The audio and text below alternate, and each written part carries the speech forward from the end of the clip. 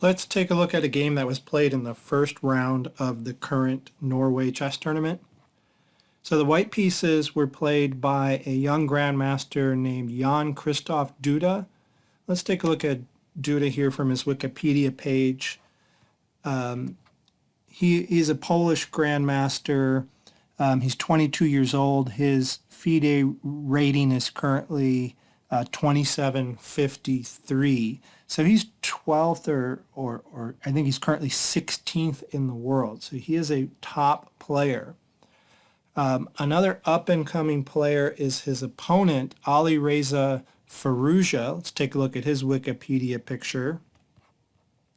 And Firouzja is from Iran, and he's only 17 years old, but his rating is currently 2728, and he's 21st in the world. And at one point, I believe after round 7 of this Norway tournament, he was in the lead. Carlsen has since retaken the lead. Let's see what they played. Okay, I was interested in this game because it was a Caro-Kann. So Duda is playing white. Okay, they played the classical variation here, bishop to f5, attacking the knight, and the knight falls back and attacks the bishop. Bishop retreats to g6. White gains space with h4.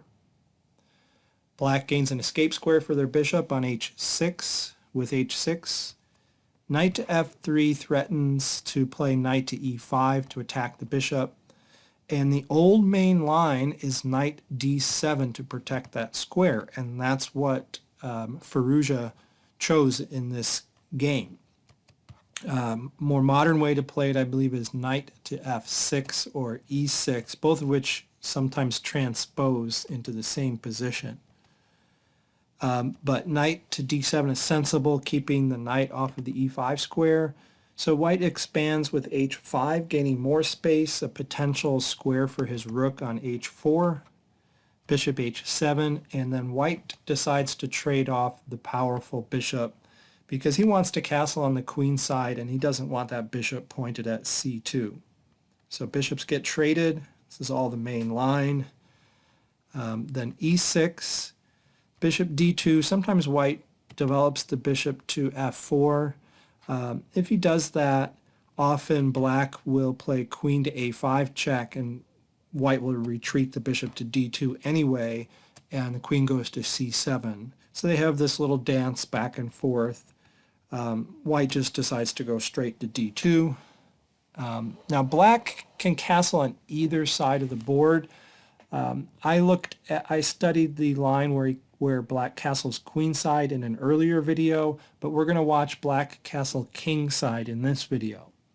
Knight gf6, long castles, bishop e7, prepared to castle.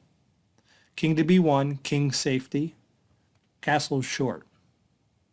Knight to e4, posting the knight in the center. c5, the usual break you see made in the Caro-Kann, attacking the d4 pawn. c5 is well protected. White doesn't really want to take c5 and just help black get his pieces out.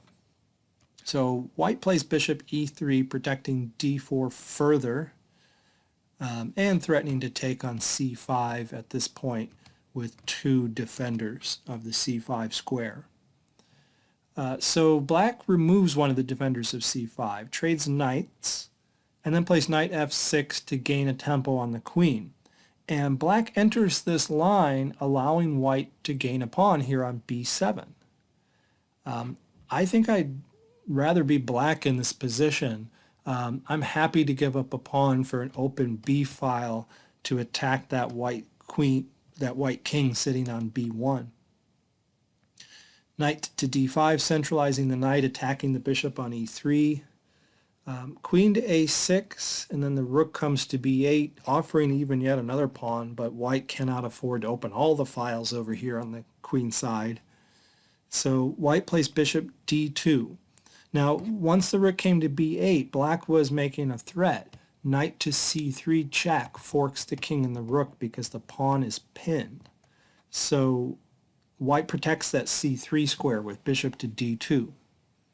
C takes d4, knight takes d4, bishop to f6, pointing another piece at the sensitive b2 square. Knight to b3 is a good blocking move, keeping that rook from accessing b2. Queen to c7, occupying the c file. Rook he1, rook fc8. So now there's a threat on the c2 square. So rook c1 to defend. Knight to b6, redeploying the knight perhaps right here to attack that bishop. Rook to e4, maybe guarding this square. Knight to c4, bishop to f4, skewering the queen and rook here. There are a lot of ways to get out of it though. Black could push the pawn to e5. The computer doesn't really like that move, pawn to e5. Instead, the preferable move is queen to b6, attacking the queen on a6. So there's no time to take the b8 rook. So white trades queens and then plays bishop to e3. Okay, rook to b4. Lining up the rooks here, making a threat. There's a discovery. Knight to a3 check. And while white is dealing with that check, he's losing his rook on e4. Okay. f3 to protect the rook. a5. Here comes the a pawn to get into the attack. So black is still down a pawn in this position, but he's got a strong attack coming on the castled white king. So white decides to give up the exchange to blunt the attack, and he's going to get a lot of counterplay actually. So after rook takes knight, rook takes rook, bishop to d2, rook falls back, and white gets another pawn for that exchange. So white does have two pawns for the exchange in the position, and he has these three connected passed pawns on the queen side. So this position is favored. Black is the favored player according to the engine, but it's hard to prove which side is winning. Both sides are going to have passed pawns, and yes, black does have the exchange, but it's hard to argue against three connected passed pawns. Rook takes h5, so black has a 4-2 majority over here and is going to push that majority and gain some passed pawns of his own. So both players will try to push their pawns as quickly as they can. Rook to g1, rook to b5, bishop d2, pawn on h, the h file pushes forward, c3, getting the pawns moving, g5, king to c2, supporting further pawn pushes, g4, knight c1, getting out of the way of the b pawn so it can advance, g3, this pawn is getting closer to queening. It is up against this pawn, but the h pawn is going to take care of that momentarily. So b3 driving the rook back, goes to c8, and then a4 hitting the other rook. So getting two tempi in these two pawn pushes. Rook to f5, knight e2 attacking the g3 pawn, h4 to defend, c4, e5, bishop e3, bishop g5, offering a trade of bishops. This bishop is a good defender of the dark squares over here, supporting further pawn pushes. So black wants to trade off the bishops, and the bishops do get traded. Rook to h1 to attack the h4 pawn. Rook h5 defends, but it does allow a little tactic. White plays king to c3, getting the king up, trying to push the pawns even more.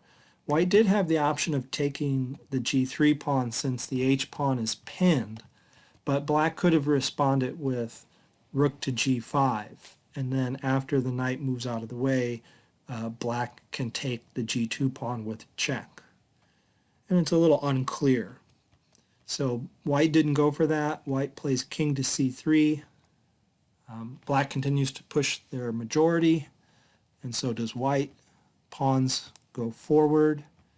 It's very hard to tell who's going to win this race. The engine doesn't know, but it gives black a slight advantage. G takes H3, E4, F takes E4. Apparently that is a blunder according to the engine, going from a negative 0.7 to a negative 4.7.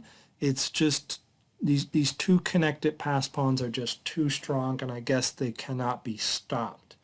I find this position pretty amusing. There are 7 pawns on the board, and every one is a passed pawn. Interesting. So G2 attacks the rook. It's forced to G1, giving up the H pawn, and then King D4, maybe getting into a defensive position here. But F3 comes, and white pushes his pawn. He has nothing to do at this point. He's losing. King to F7. Black is taking his time. Neither player is playing optimally according to the engine, but black has everything under control. I guess he didn't want to take the knight and face this position after dropping this pawn. White has 4 pawns, 3 of which are connected passers for a missing rook. So maybe that's too much of a gamble for black. So black doesn't take the knight. He just moves the king to F7, improves the king. Knight C5. And then the pawn pushes forward, and there's nothing white can do. There are 2 queening threats on F1 and G1, so white throws in the towel. All right, very fun game and a good instructive Caro-Kann where black castles kingside in the old main line of the classical variation. Thanks for watching.